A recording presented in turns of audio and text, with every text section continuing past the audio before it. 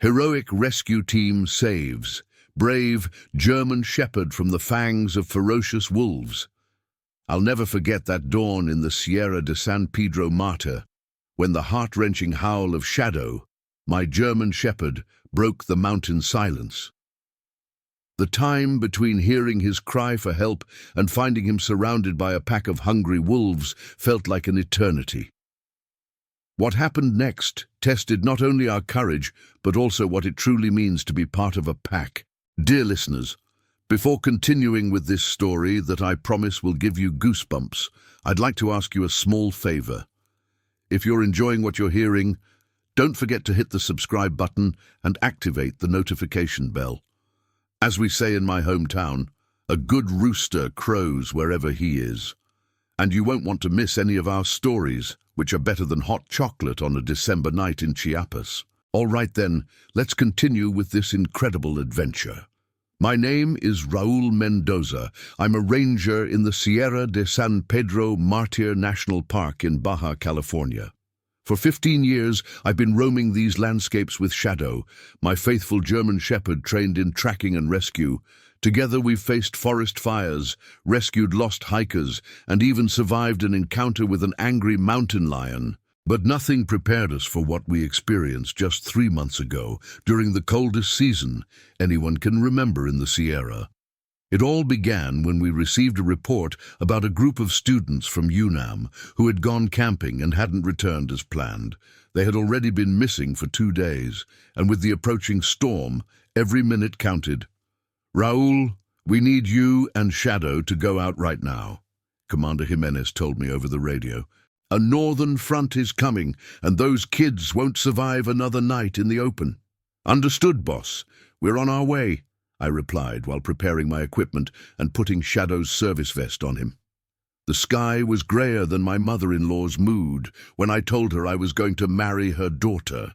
The wind was blowing so strongly that the pine trees were bending as if they were simple bamboo sticks. I loaded the truck with everything necessary: first aid kit, thermal blankets, food, water, and a thermos with hot cinnamon coffee because, as my buddy Tonio says, cold belly, sad heart. Shadow was in the back, restless, as if he knew this mission would be different. When we reached the students' last known point, Devil's Lookout, the first snowflakes were already falling.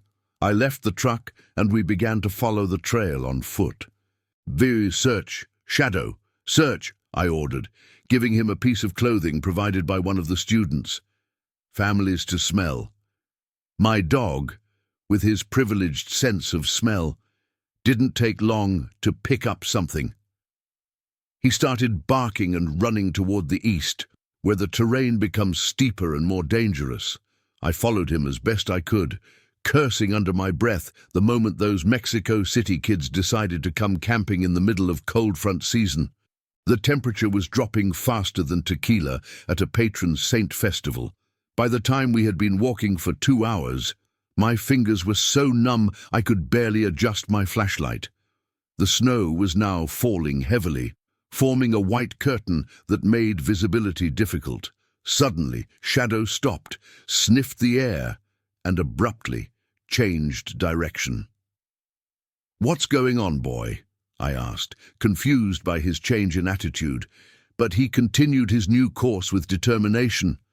Something had caught his attention, and I trusted his instinct completely. After all, this dog had more service medals than many of my human colleagues. After another half-hour of walking, we reached a rocky area where the wind howled between the stones like a tormented soul. And then I heard it, weak cries for help that were barely distinguishable among the roar of the storm. "Help! Please help!" I ran toward the voice and found a young woman huddled under a rocky overhang. She was trembling like jelly during an earthquake, with blue lips and a vacant stare. She was one of the students. "I'm a ranger. I'm here to help you," I said, as I took off my jacket to put it on her. "Where are the others?" "They separated, looking for help," she answered with difficulty. "I couldn't walk, twisted my ankle." I checked her quickly. Besides the swollen ankle, she showed clear signs of hypothermia. I needed to get her out of there as soon as possible. "I'm going to call base to send reinforcements," I explained while activating my radio, but I only received static in response. The storm was interfering with the signal. "Shadow, stay with her," I ordered my dog while spreading a thermal blanket over the girl. "I'm going to look for better reception." I moved away a few meters, looking for a higher point to make contact.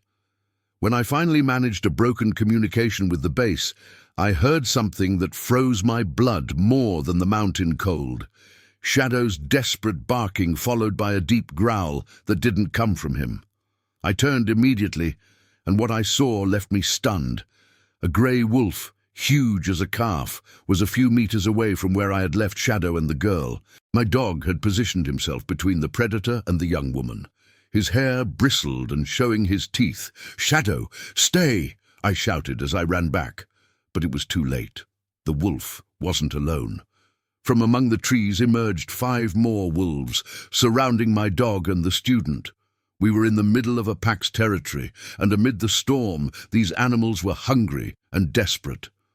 What happened next occurred so quickly I could barely react. One of the wolves lunged at Shadow, who barely dodged it. Another tried to approach the girl, but my brave dog intercepted it, receiving a bite on his side that drew a yelp of pain from him. "Shadow!" I shouted, running toward him with my flashlight held high, trying to scare away the wolves. But there were too many, and they were determined. Shadow fought with the ferocity of 10 dogs, protecting the young student who, terrified, had curled up under the blanket. My dog was bleeding from several wounds, but he didn't yield an inch. I pulled out my flare gun and fired one into the air. The reddish flash illuminated the entire forest for an instant and momentarily scared the wolves, which retreated. I took advantage of that moment to approach Shadow and the girl. "Hang in there, my faithful friend," I said while quickly examining his wounds. They weren't mortal, but they were bleeding quite a bit. The wolves, however, didn't take long to regroup. They were too hungry to give up so easily. They surrounded us again, approaching step by step with those yellow eyes that glowed in the darkness like embers from hell. I was thinking about our scarce options when I heard something in the distance, the sound of engines approaching. The reinforcements had arrived earlier than expected, guided by the coordinates I had managed to transmit. "I was over here," I shouted with all my strength, firing another flare. Within minutes, 4 snowmobiles appeared among the trees. They were my colleagues from the rescue team, led by Miguel the Opossum Dominguez, the most experienced tracker in the region. The wolves, seeing themselves outnumbered, began to retreat, not without giving us looks that seemed to promise a future encounter.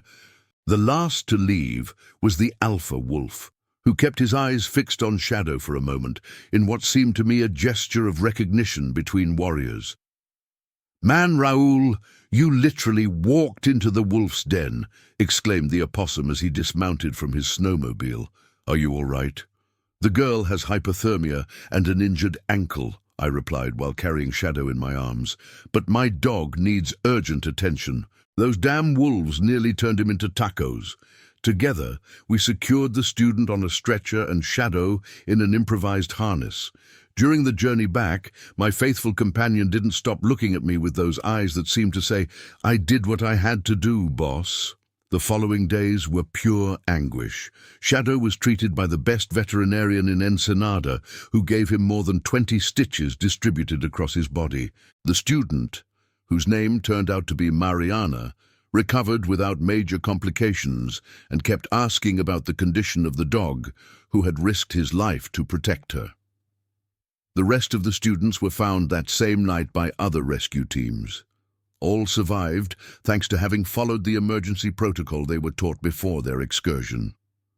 A week later, when I could finally bring Shadow home, we received an unexpected visit. Mariana and her entire group of friends arrived with a piñata shaped like a dog, carnitas tacos, and a new collar for Shadow, handmade by Huichol artisans.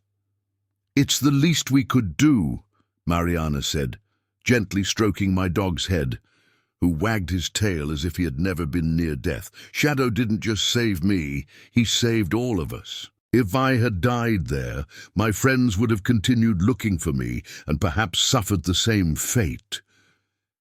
That night, as we shared hot pozole and stories around the fire, I watched Shadow lying next to me, his scars still visible under the fur that was beginning to grow back.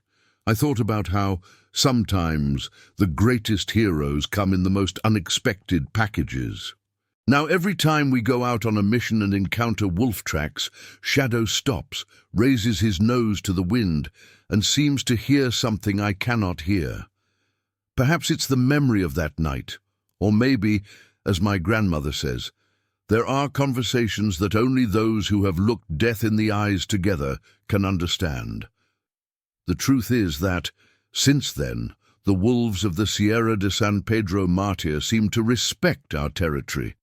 And I've learned that courage isn't measured by size, but by what you're willing to defend, even if it costs you your life. As we say in Mexico, it's not how much barking that makes a good dog. And my Shadow has proven, without much fuss, to be the best companion a ranger could wish for.